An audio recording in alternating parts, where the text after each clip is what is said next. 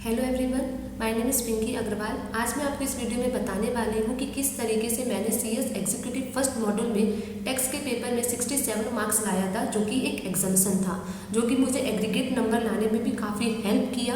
और मेरा टैक्स पे इतना ज़्यादा फोकस था और बहुत ज़्यादा इंटरेस्ट भी मेरा टैक्स पे है हमेशा से, तो जिसकी वजह से और कुछ पढ़ाई भी मैटर करती है कि मैंने किस तरीके से टैक्स को पढ़ा है, किस तरीके से मैंने प्रैक्टिस की है, जिसकी वजह से मैं एग्जामिशन ला पाई और 67 मार्क्स मेरा आ पाया।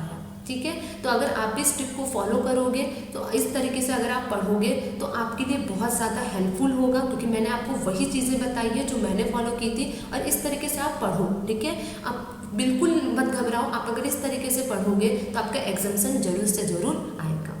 ठीक है, तो चलिए मैं आपको बताती हूँ कि किस तरीके से आपको फॉलो करना है। देखिए यहाँ पे लिखा है कि फर्स्टली मैंने जीएसटी आईडीटी का फुल सिलेबस कंप्लीट किया था बहुत अच्छे से। टाइमिंग थी मॉर्निंग टू इवनिंग। मैं हमेशा कैसे पढ़ने का क्या करती थी, दो पार्ट में डिवाइड करती थी। एक होता था मॉर्निंग टू इवनिंग और एक होता था इवनिंग टू नाइट। इस तरीके से मैं दो पार्ट्स में डिवाइड करती थी। मैं दो सब्जेक्ट को लेकर पढ़ती थी। ये काफ़ी हेल्पफुल होता है, आप इस तरीके से पढ़ा करो।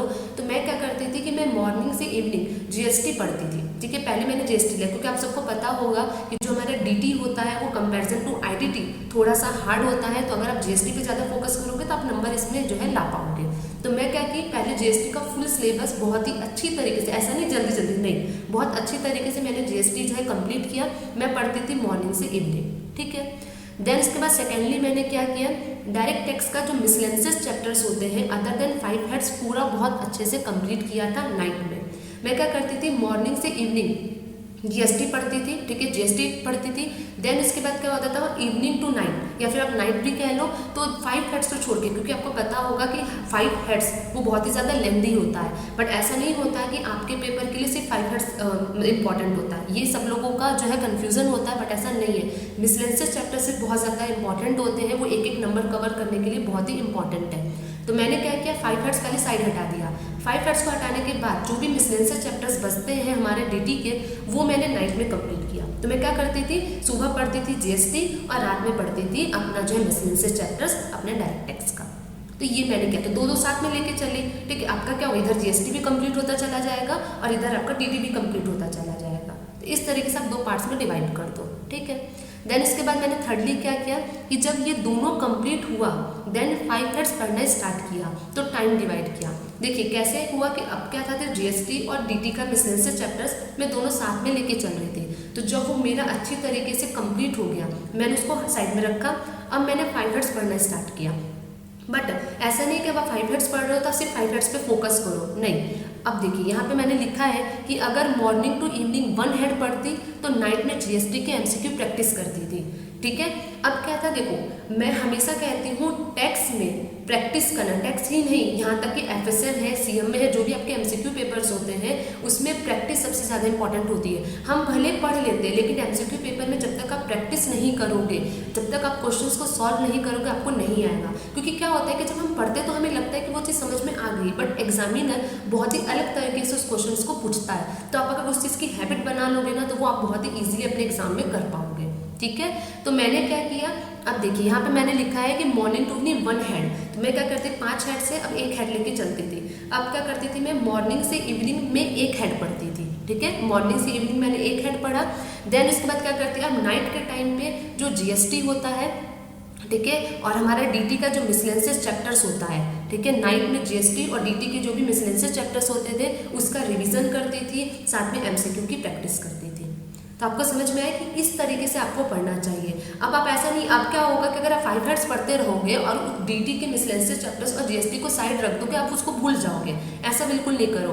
आप अगर मॉर्निंग से इवनिंग 5 हेड्स का एक एक हेड स्टार्ट करो, एक हेड को जितने भी दिन में आप अपना टाइम शेड्यूल बनाए होंगे, मैंने इस पर वीडियो भी बनाई है, अगर आप उसको अच्छे तरीके से पढ़ रहे हो, ठीक है, देन नाइट में क्या करो, जो भी आपने कंप्लीट किया है जीएसटी और मिसलेंसियस चैप्टर्स उसका रिवीजन करो, एमसीक्यू प्रैक्टिस करो। देखिए मैंने यहाँ पे लिखा है एमसीक्यू प्रैक्टिस कैसे, स्कैनर के क्वेश्चन सॉल्व करना, सर की जो टेस्ट सीरीज होती थी उसको अटेंड करना। मैंने ये बहुत ज़्यादा किया है, मैंने प्रैक्टिस बहुत ज़्यादा की थी, वो सबसे ज़्यादा मस्ट होती है हर एक एमसीक्यू के पेपर में। तो मैं क्या करती थी, पहली बात तो स्कैनर के जो भी पास्ट ईयर्स के क्वेश्चंस होते थे उसको बहुत अच्छी तरीके से मैंने सॉल्व किया था।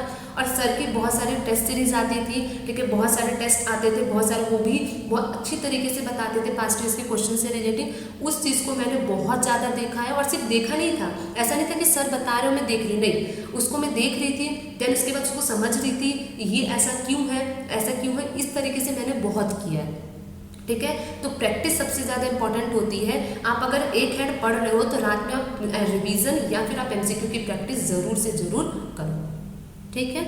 ये मैंने किया। देन उसके बाद 5 हेड्स कंप्लीट होने के बाद अब क्या हुआ, अगर आपका 5 हेड्स कंप्लीट हो गया इट मीन्स आपका पूरा टैक्स ही कंप्लीट हो गया। 5 हेड्स कंप्लीट होने के बाद मॉर्निंग में 5 हेड्स का रिवीजन और एमसीक्यू प्रैक्टिस किया, और नाइट में वही जीएसटी और मिसलेनियस चैप्टर्स का प्रैक्टिस किया। अब क्या हुआ कि मेरा 5 हेड्स कंप्लीट हो गया।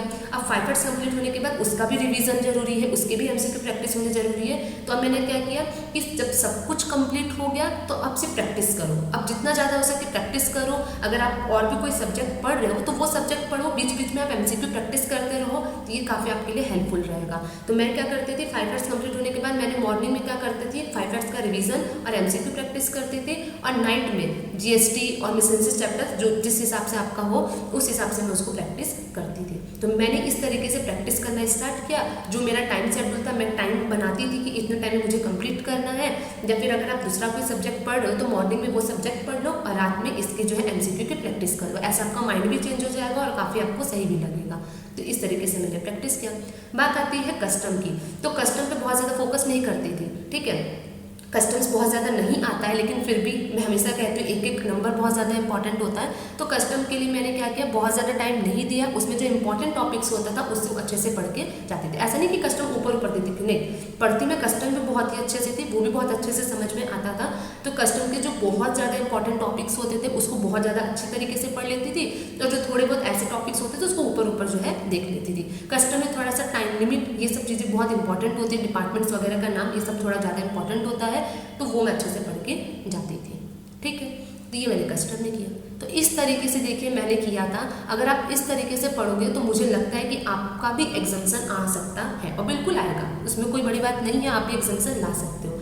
तो ये एक थॉट होता है, ठीक है। मैं हमेशा कहती हूँ प्रैक्टिस, हर बार मैं यही कह रही हूँ कि प्रैक्टिस जितना ज़्यादा हो सके उतना करो। सिर्फ पढ़ना इनफ नहीं होता एमसीक्यू पेपर में, आप पढ़ो साथ में एमसीक्यू करो। ऐसे क्या होगा, आपका माइंड भी चेंज होगा। आप पढ़ते पढ़ते बोर हो जाते हो, तो जब आपको लगे ना कि यार मैं बहुत ज़्यादा बोर हो गई हूँ, जब बोर हो गया हूँ मैं क्या करूँ, तब बोर होने के बाद ना एमसीक्यू लगा, वो आपको बहुत ज़्यादा इंटरेस्टिंग लगेगा। और एमसीक्यू 2 टेस्ट सीरीज बहुत सारे सर के आते हैं, ऐप पे आते हैं। हालांकि मैंने भी अपना एक टेलीग्राम बनाया है जो कि ऑफिशियल है, उस पर मैं जीएसटी के बहुत सारे क्वेश्चंस डालती हूँ, पास्ट ईयर क्वेश्चन से ही रिलेटेड। आप उसको भी ज्वाइन करके उस पर भी प्रैक्टिस कर सकते हो।